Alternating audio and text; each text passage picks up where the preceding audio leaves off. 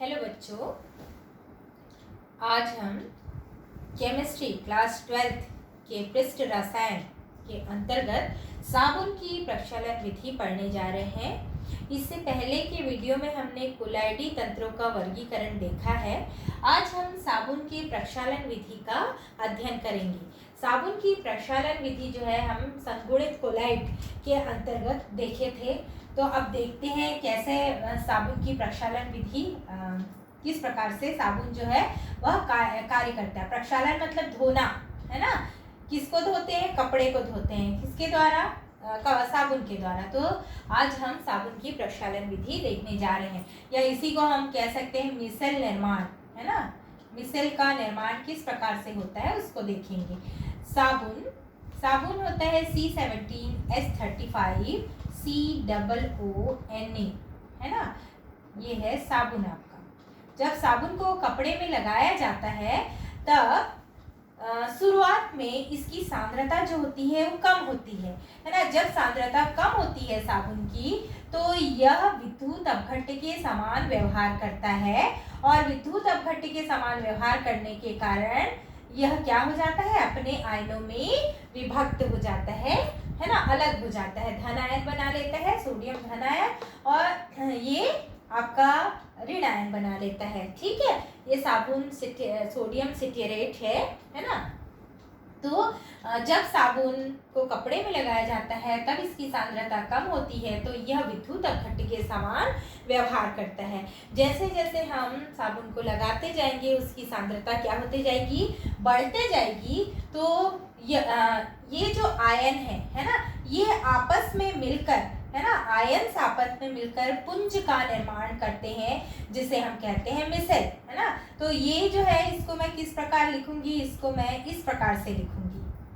मैं पहले वीडियो में मैं बता चुकी हूँ, मैं इसको इस प्रकार से लिखूंगी, है ना। ये C17H35 को मैं यहाँ पे लिख रही हूँ। ये एक कार्बन, ये दूसरा, तीसरा, चौथा, पांचवा, छठवां कार्बन, सातवां, आठवां, नौवां, 10वां, 11, 12, 13, 14, 15, 16 और ये हो गया 17। तो ये हो गया आपका C17H5 तक आपने ये लिख लिए, है ना। इस प्रकार से आपने दर्शाया। उसके बाद COO- को आप इस प्रकार से दर्शाएंगे, है ना। तो यह जो है ये आयन जो है वो इस प्रकार से है। तो यह मिसेल का निर्माण करता है। तो बहुत सारे ऐसे ही आयन मिलकर मिसेल का निर्माण करते हैं। तो यहाँ पे मैं इस प्रकार से आपको बताऊंगी, है ना। ये एक आयन हाइड्रोकार्बन वाला हिस्सा हो गया, एक आयन हो गया सिट्रेट का। ये दूसरा, ये हो गया तीसरा, छोटा बड़ा बन रहा है ना, एक समान साइज के ही रहेंगे।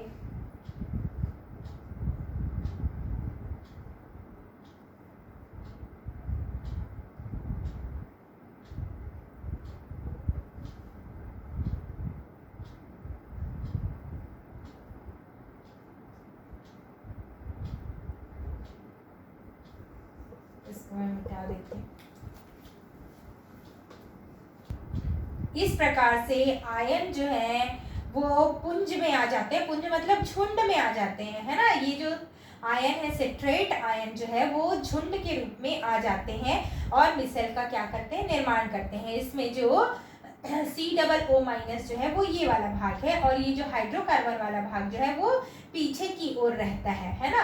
तो ये जो है ये जल इसमें ही है, मतलब जल की तरफ रहता है, और ये कैसा है? जल विरोधी, मतलब जल से पीछे की ओर रहता है। ठीक है, तो इस प्रकार से यह किसका निर्माण करता है? मिसेल का निर्माण करता है। ये मिसेल है ना।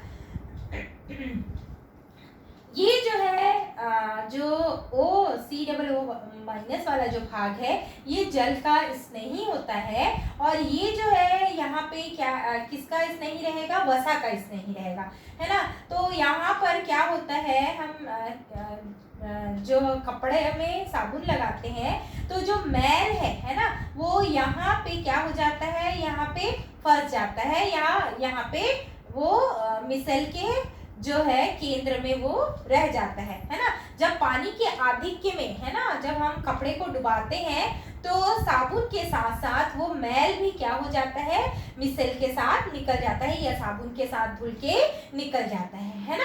इस प्रकार से साबुन की प्रक्षालन विधि, है ना, इस प्रकार से हम क्या कर सकते हैं, कपड़े को धोकर वहां से मैल निकाल सकते हैं। ठीक है, तो ये मिसल का निर्माण इस प्रकार से होता है। ठीक, अब हम अगला देखते हैं कोलाइडी विलयन बनाना। तो कौन सा कोलाइडी विलयन हम बनाएंगे, हम बनाएंगे द्रव विरोधी कोलाइड, है ना। हम कौन सा कोलाइड बना रहे हैं, द्रव विरोधी कोलाइड को हम बनाएंगे। ठीक, क्योंकि द्रव स्नेही कोलाइड जो है वह क्या होता है, जब हम परिक्षिप्त प्रावस्था को परिक्षेपण माध्यम में अगर हम मिलाते हैं तो वो आसानी से कोलाइडी विलयन बन जाता है। लेकिन, है ना, द्रव विरोधी कोलाइड में क्या होता है, जब हम द्रव परिक्षिप्त प्रावस्था मतलब कि विलेय, है ना, को परिक्षेपण माध्यम मतलब कि विलायक में अगर मिलाते हैं तो आसानी से कोलाइडी विलयन नहीं बनता है ना। वो क्या हो जाता है, अगर ये हो गया आपका विलायक, विलायक में मैं विलेय को अगर मिलाती हूँ, है ना, विलेय मतलब आपका हो गया परिक्षिप्त प्रावस्था, परिक्षिप्त प्रावस्था, परिक्षिप्त प्रावस्था को अगर परिक्षेपण माध्यम, परिक्षेपण माध्यम मतलब क्या है, विलायक, परिक्षेपण माध्यम का मतलब क्या हो गया, विलायक, है ना, इसमें अगर मिलाया जाता है तो जो विलेय है वो यहाँ तली में आके क्या हो जाते हैं, बैठ जाते हैं, है ना, कोलाइडी विलयन नहीं बनता है ना। तो ऐसे इसका हमको क्या बनाना है, अब कोलाइडी विलयन बनाना है। तो इस प्रकार का जब कोलाइडी विलयन बनाया जाता है तो हमको विशेष विधियों की आवश्यकता होती है और ऐसे कोलाइड को हम क्या कहते हैं, द्रव विरोधी कोलाइड कहते हैं, है ना। तो यहाँ पे दो विधियों का हम जिक्र करेंगे, है ना, द्रव विरोधी कोलाइड बनाने की दो विधियों का हम यहाँ पे जिक्र करेंगे। पहला है आपका ब्रेडिंग आर्क विधि, है ना, पहला जो है वह है ब्रेडिंग आर्क विधि, ब्रेडिंग आर्क विधि, है ना। इसमें क्या किया जाता है, जिसका आपको कोलाइडी विलयन बनाना है उसके हम क्या ले लेते हैं, इलेक्ट्रोड ले लेते हैं। ठीक है, ये हमने इलेक्ट्रोड बना लिए। जिस धातु का हमको कोलाइडी विलयन बनाना है, जिसका भी कोलाइडी विलयन बनाना है उसके आप इलेक्ट्रोड ले लिए। ठीक है, यहाँ पे हमारा बना हुआ है ना। मान लो मुझे गोल्ड का बनाना है तो मैं ये गोल्ड का ले लूँगी और इसको मैं, है ना, फिट कर दूँगी, है ना, उच्च विभव लगा दूँगी। ये आपका उचित क्या है, विलायक है, या हम बोल सकते हैं परिक्षेपण माध्यम है, उचित परिक्षेपण माध्यम। इसको हम इस परिक्षेपण माध्यम को हम बर्फ से ठंडे किए हुए पानी में क्या कर देते हैं, रख देते हैं। यहाँ पे बर्फ रखा हुआ है ना,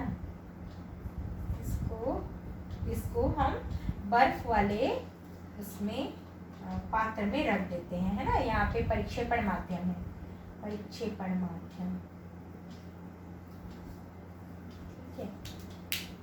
यहाँ इलेक्ट्रोड लिया है मैंने उच्च विभव, जब मैं इलेक्ट्रोड में उच्च विभव प्रवाहित करूंगी और इन दोनों को जब मैं मिलाऊंगी तो क्या होगा, इसमें से चिंगारी उत्पन्न होगी, है ना। आप देखे होंगे, है ना, इलेक्ट्रिक जो वायर रहता है, अगर हम इलेक्ट्रिक वायर को अगर हम जोड़ते हैं ऐसे तो उसमें से क्या निकलती है, चिंगारी निकलती है ना। वैसे ही यहाँ पे हम जब उच्च विभव लगाएंगे और ये दोनों इलेक्ट्रोडों को अगर आपस में जोड़ेंगे तो यहाँ से भी क्या होगी, चिंगारी निकलेगी, है ना। और ये जो है ना, ये जो धातु जो है या मेटल जो है वह वाष्प के रूप में परिवर्तित होंगे। और क्या, जब वाष्प के रूप में परिवर्तित होंगे तो ये किस माध्यम में, यहाँ पे क्या है, परिक्षेपण माध्यम है।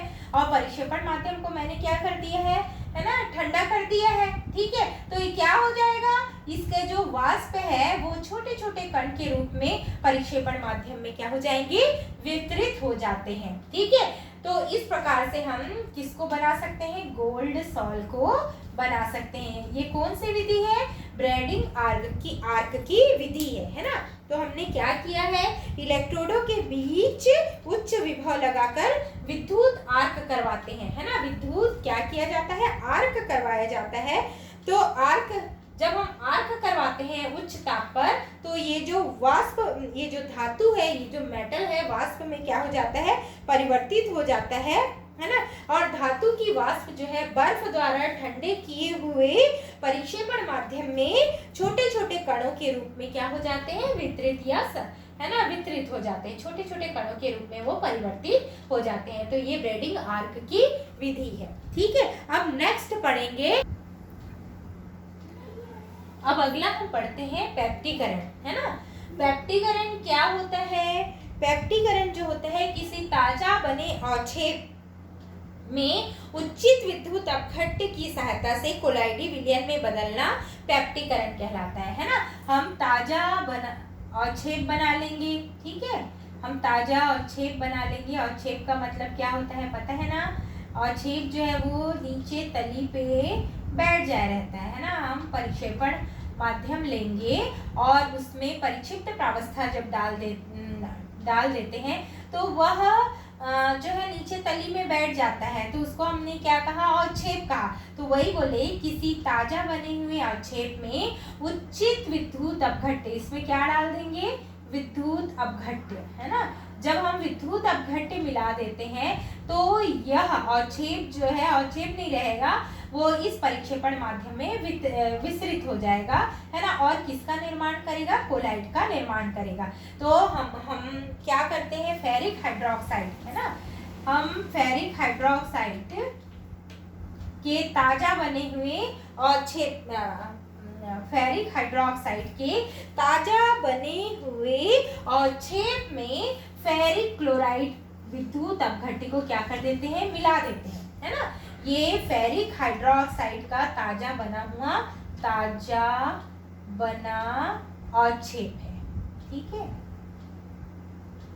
फेरिक हाइड्रोक्साइड का यह ताजा बना हुआ अवक्षेप है, इसमें मैंने विद्युत अपघट्य मिला दिया। विद्युत अपघट्य कौन सा है, फेरिक क्लोराइड, ये क्या है, विद्युत अपघट्य मैंने मिला दिया। तो मुझे, है ना, क्या मिल जाएगा, फेरिक हाइड्रोक्साइड का कोलाइडी विलयन मिल जाएगा, है ना। तो ये जो अवक्षेप है ये क्या हो जाएंगे, फिर इस परिक्षेपण माध्यम में कोलाइडी विलयन बना लेते हैं। तो कैसे बनाते हैं, तो ये जो विद्युत अपघट्य है FeCl3, ये क्या होता है, अपने आयनों में क्या हो जाता है, विभक्त हो जाता है। जैसे ही हम डालते हैं अपने आयनों में विभक्त हो जाता है ना। Fe3+ और क्या बना लेगा, 3Cl- बना देता है, ठीक है। जब बना लेता है तो ये जो है अवक्षेप की जो कण है फेरिक हाइड्रोक्साइड के, है ना, जो कण है, इस पर यह जो है ये किसको शोषित कर लेता है, इस आयन को अधिशोषित कर लेता है, ठीक है। और यह बना लेगा, क्या बना लेगा, आयन बना लेता है। इसमें धन आवेश आ जाता है ना। इसके कणों पर कौन सा आवेश आ जाता है, धन आवेश आ जाता है ना। पहले ऐसा जुड़ा हुआ था, ये जो अवक्षेप था वो कैसा था, ऐसा जुड़ा हुआ था। अब इस एक एक कण में, है ना, एक एक कण में क्या हो गया है, धन आयन आ गया है, ये धन आयन आ गया है एक एक कण में, ये वाले कण में भी धन आयन आ गया, ये वाले कण में भी धन आयन आ गया। तो धन आयन जब आ जाएगा तो क्या ये पास पास रहेंगे, क्या नहीं, ये क्या करेंगे, एक दूसरे को प्रतिकर्षित करेंगे और क्या हो जाएंगे, दूर दूर हो जाएंगे, ठीक है। अगर मैं धन आयन को हटा दूंगी, पुनः इस धन आयन को हटा दूंगी, तो ये क्या हो जाएंगे, वापस से पास पास आके जुड़ जाएंगे, है ना। और किस रूप में परिवर्तित हो जाएंगे, अवक्षेप के रूप में परिवर्तित हो जाएंगे। अभी हमने क्या किया है, इन कणों पर, है ना, कौन सा आवेश आ गया, धन आवेश। तो जब धन आवेश आ गया इन कणों पर, तो ये एक दूसरे को क्या करने लगेंगे, प्रतिकर्षित। और प्रतिकर्षित जब करेंगे तो ये पास पास नहीं रहेंगे, अवक्षेप के रूप में नहीं रहेंगे, ये पूरे विलयन में क्या हो जाएंगे, वितरित हो जाएंगे, है ना। तो इस प्रक्रिया को हम क्या कहते हैं, पेप्टिकरण कहते हैं। और इसको स्थायी करने के लिए, है ना, हम यहाँ पे मिला रहे हैं, है ना, विद्युत अपघट्य मिला रहे हैं, तो ये क्या कहलाएगा, पेप्टी कारक कहलाता है ना। तो पेप्टीकरण क्या है, ताजे बने और छेद में कुछ बूंदे, है ना, कुछ बूंदे बोल रही हूँ, कुछ विद्युत अपघट्य की मात्रा अगर हम मिला देते हैं तो वह किसमें परिवर्तित हो जाता है, कोलाइड में परिवर्तित हो जाता है। इसे हम क्या कहते हैं, पेप्टीकरण कहते हैं।